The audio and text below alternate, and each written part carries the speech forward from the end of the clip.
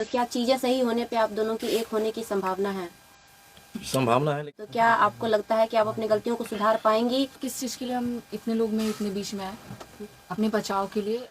रिश्ते को बचा पाएंगे बचा पाएंगी कि नहीं, क्या लगता है? हाँ, गलती तो दोनों से हुई है, तो दोनों इस चीज़ को सुधार लाएंगे। उसका अभी मगह में भाई वो बहुत बड़ा स्टार बन चुका है, तो उसका भी करियर है और ये भी हमारी बहन जैसी है, ये भी उसको मानती है। ये दोनों बहुत खुश नसीब थे कि मौका मिला कि शिवनंदन सर के पास आए अपना केस लेकर के। बिल्कुल, बहुत बड़ा नसीब है ये दोनों को। और ये लोग भाग्यशाली हैं। मैं किरण को भी भाग्यशाली कहूँगा और रोशन को भी भाग्यशाली कहूँगा कि ये गार्जियन के भूमिका में अखिलेश जी जैसे सद्भावनापूर्वक लोग आए, जो पहल के। नहीं तो लोग समाज में तोड़ने के लिए आते हैं, जोड़ने के लिए नहीं आते हैं। इन लोगों के बयान से, इन लोगों के कर्तव्य से समाज गंदा होता है। इसीलिए सभी लोगों को थोड़ा थोड़ा सोचना होगा, युवा पीढ़ियों को, कि ऐसी कोई भी हरकत नहीं कीजिए जिससे समाज में गलत मैसेज जाए। एक मौका दिया गया है, दोनों के आपसी समझौते से यदि रिश्ते सुधरते हैं तो मुझे लगता है कि हमारे लिए भी उतना ही खुशी का चीज़ होगा। और कहते हैं कि रिश्ता तोड़ने में वो आनंद नहीं जितना रिश्ता बचाने में है। और हम अपना कुछ भी श्रेय नहीं लेंगे, सारा श्रेय अखिलेश जी को और उमेश जी को जाता है। जो भी थाने में आवेदन दिया गया था वो वापस करा। देखिए, जब रिश्ते सुधर जाएंगे तो आवेदन क्या, कहते हैं मियाँ बीवी राजी तो क्या करेगा काजी, तो कागज़ पत्र का क्या है जब रिश्ते में सुधार है। और आपको बता दें, यदि रिश्ते में छल कपट परपंच और विश्वास न हो तो कागज़ पत्र ताला चाबी कुछ नहीं होता है। इसीलिए ये सब चीज़ें नहीं है। ये लोग दोनों पक्ष यदि एक हो जाएंगे तो कुछ नहीं। और इसका मतलब ये कतई नहीं निकालना चाहिए, आपको मैं बता रहा हूँ कि एक हो गए शादी हो गई, ये कुछ नहीं है। रिश्ते सुधरेंगे तो शादी में प्रगाढ़ता आती है, बनते हैं। अभी फर्स्ट राउंड का बातचीत हुआ जिसमें सकारात्मक संकेत मिले हैं। अब दोनों आदमी अपने व्यवहार में यदि रहेंगे तो ठीक है, नहीं तो दोनों पक्ष स्वतंत्र हैं अपने हिसाब से काम करने के लिए। यही मेरा ये एक सवाल होगा, अपने इधर बैठे हुए हैं, ये जरा से पकड़ने देंगे सर। लगातार सोशल मीडिया पे किरण और रोशन रोही का विवाद चल रहा था, जिसको लेकर तरह तरह की बातें सामने आ रही थी। आज दोनों में सुलह होने की बातचीत चल रही है, इस पर क्या कहेंगे?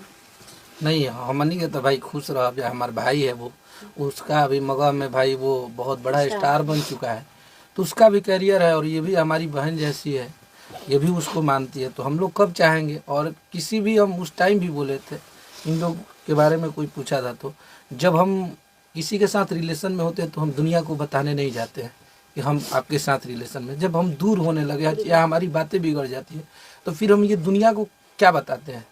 ये दुनिया हो गई, मीडिया हो गई, थाना हो गया, कोर्ट हो गया, ये हमारे साथ कोई नहीं देगा। बस हमें बर्बाद करेंगे, हमें मिसगाइड करेंगे, कोई भी हो।